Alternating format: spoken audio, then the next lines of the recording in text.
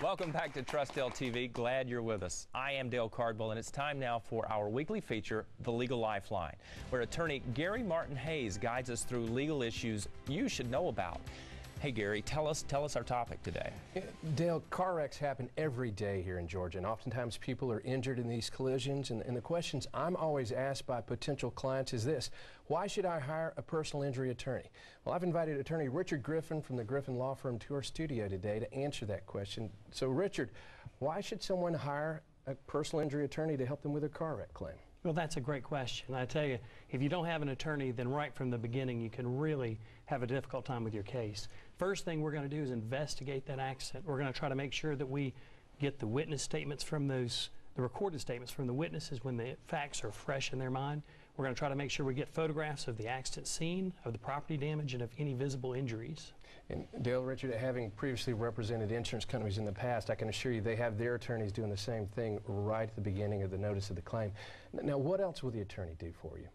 Well, we're going to make sure that they're able to get the medical treatment they need. We're going to make sure that we get the documentation. You need to have all the medical records, the medical bills. A lot of times it's important to get the doctors to give you causation statements if the injuries are related, but the adjusters begin to argue that they're not. You've got to get documentation of the lost wages. You've got to get wage and salary verifications and doctor work excuses.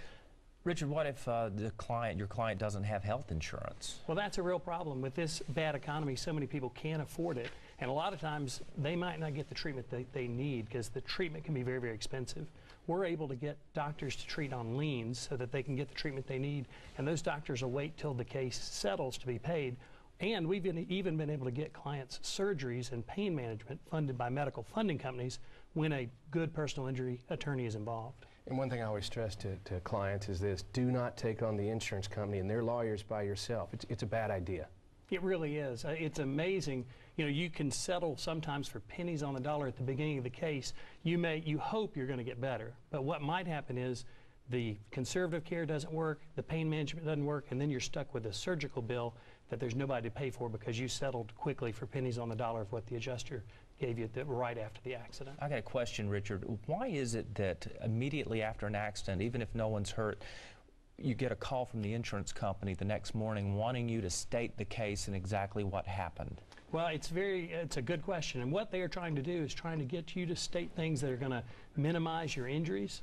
You know, you may not know the extent of your injuries right away. They also sometimes will ask questions that you really can't answer about time, distance, space. You're just guessing. You don't know that, wait, I don't have to answer that because I don't know it.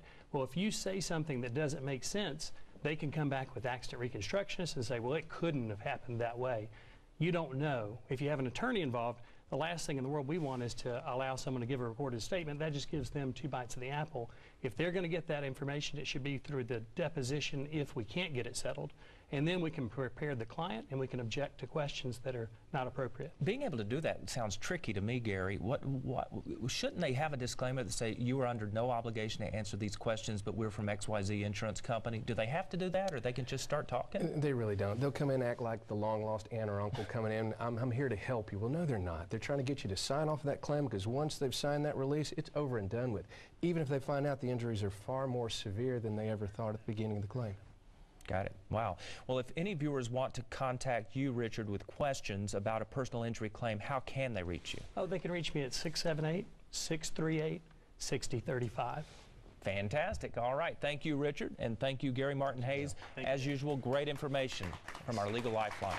Our show is not over, so don't you go anywhere. We'll be right back.